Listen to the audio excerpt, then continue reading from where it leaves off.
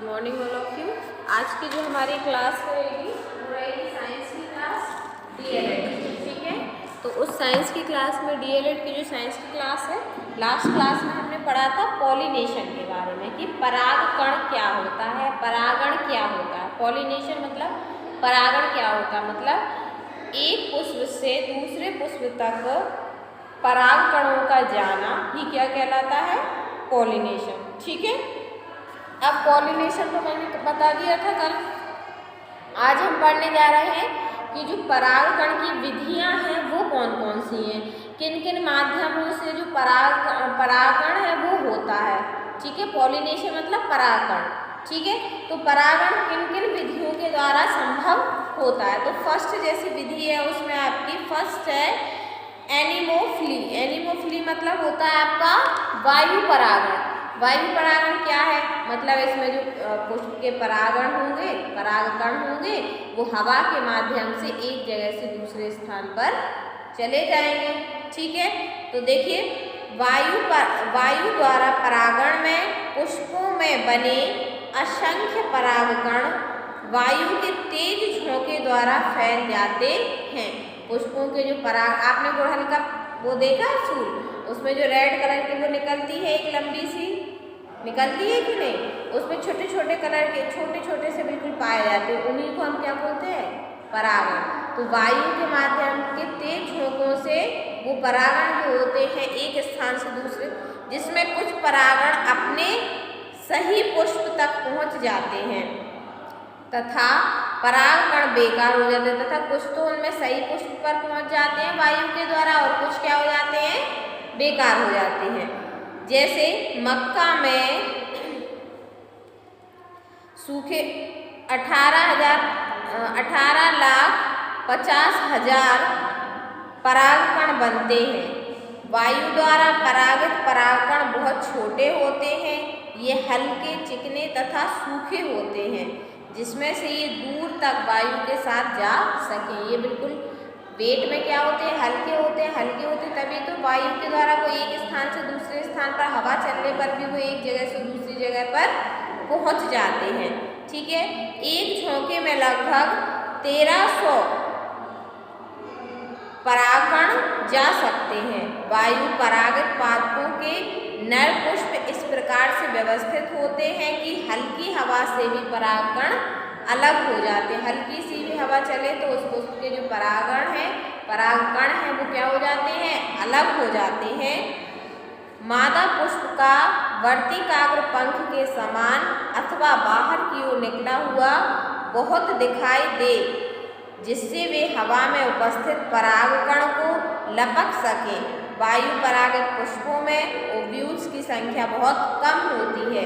सामान्यतः वायु परागित पुष्पों में नर पुष्प अधिक तथा गुच्छों में प्राप्त होते हैं तथा मादा पुष्प कम व पार्श्व भाग में स्थित होते हैं। तो समझ में आया, वायु परागण क्या है आपका, कि वह पॉलिनेशन या वह परागण की प्रक्रिया जिसमें वायु के छोटे से झोंके से या कम वायु के चलने पर भी जो उसके परागकण है पुष्प के, वो एक स्थान से दूसरे स्थान पर पहुंच जाते हैं। कुछ परागकण तो अपने सही पुष्प पर जा गिरते हैं, जिससे वो क्या करते हैं, फर्टिलाइजेशन की क्रिया करते हैं, नए पुष्प को जन्म देते हैं। लेकिन कुछ परागकण जो है वो वेस्ट हो जाते हैं, खराब हो जाते हैं। ठीक है, तो ये हो गया आपका वायु परागण। अब नेक्स्ट है आपका जल परागण। जल परागण मतलब नाम से स्पष्ट हो रहा है कि जो परागकण हैं वो जल के माध्यम से एक स्थान से दूसरे स्थान पर जाएंगे। उसकी आप समझ लो, जल परागण केवल जलीय पादपों में होता है। जलीय पादपों मतलब ऐसे पादप जो जल में निवास करते हैं, जल में रहते हैं, जल में उगते हैं, इसलिए जो जल परागण होगा वो केवल जलीय पादपों में होता है। जल के अंदर या बाहर भी संभव है। कुछ जलीय पादपों में वायु परागण तथा कीट परागण भी मिलता है। मान लीजिए कुछ जलीय पौधे हैं जो जल के ऊपर, जल में उग रहे हैं, जल के आसपास उग रहे हैं, तो उनमें कीट परागण भी हो सकता है। मतलब कोई कीट है, मान लीजिए बटरफ्लाई है, वो उसके पुष्प पर आकर बैठ जाएगी, फिर वो उड़ के किसी दूसरे पुष्प के ऊपर ऊपर बैठ जाएगी। तो कीट परागण भी हो सकता है उनमें, वायु परागण भी हो सकता है। पुष्प मान लीजिए यहाँ पे खड़ा जल में लगा हुआ है, तेज हवा चली तो उसके परागण जल के बाहर भी जमीन पर भी गिर सकते हैं। तो इस प्रकार से जो जलीय पौधे होते हैं उनमें परागण जो है वो जलीय भी हो सकता है, कीट परागण भी हो सकता है और वायु परागण भी हो सकता है। सेरेटोफिलम, जूस्टेरा आदि में परागण जल के अंदर अथवा जल निमग्न होता है। इसे हिपहाइड्रोफिली कहते हैं। इसका परागण लंबा 250 म्यू तथा सूजाकार होता है, मतलब सूजी के आकार का होता है। ये पानी के अंदर तैरते हुए वर्ती कागज पर पहुंचकर परागण करते हैं। मान लीजिए परागण उसके पानी में गिरे, फिर धीरे धीरे तैर तैर कर किस पर पहुंच जाते हैं, दूसरे पुष्प की वर्ती कागज पर पहुंचकर परागण करते हैं। ठीक है, ये हो गया आपका जल परागण। जैसे आपका वेलिशनेरिया है या आपका हाई परागण मिलता है, परंतु इसमें परागण की क्रिया सतह पर होती है, जिसके कारण इसे ईफाइड्रोफिली कहते हैं।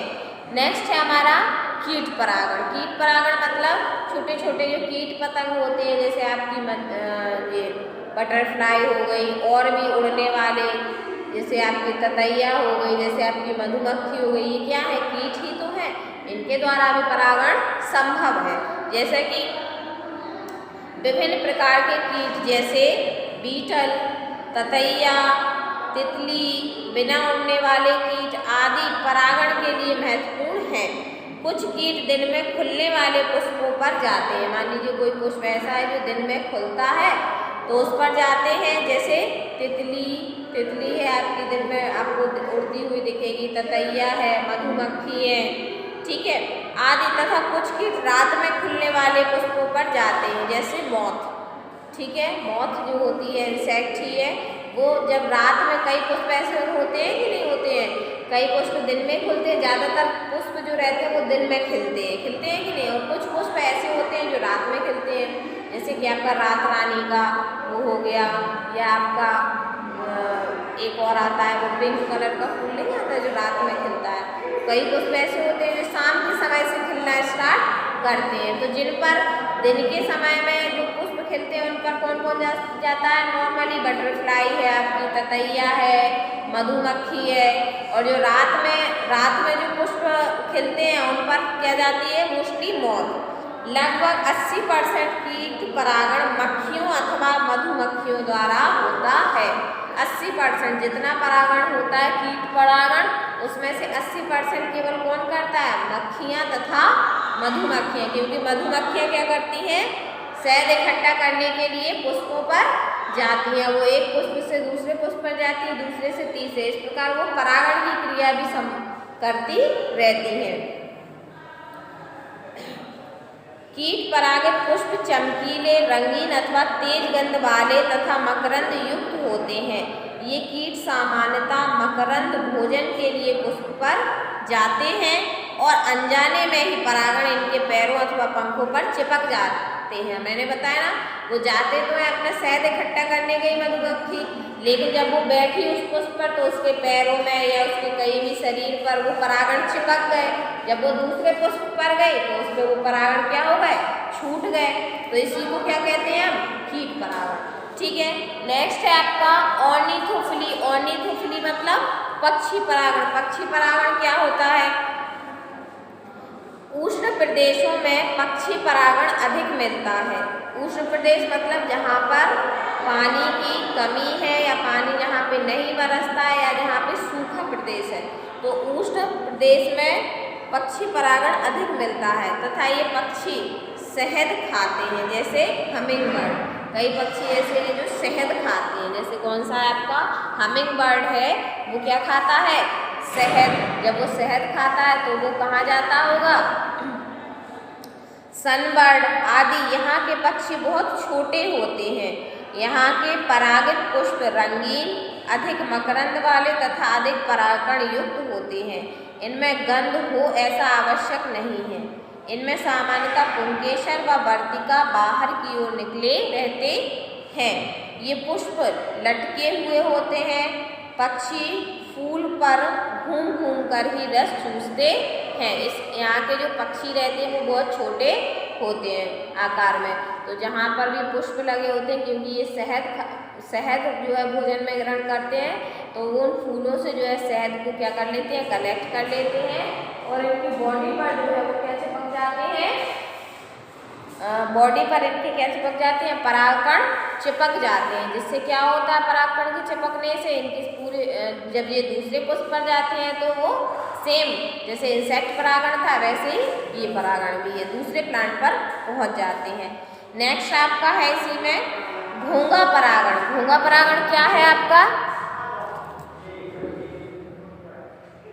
आज की क्लास में इतना ही। नेक्स्ट क्लास में हम पढ़ेंगे घोंघा परागण, चींटी परागण के बारे में। Thank you.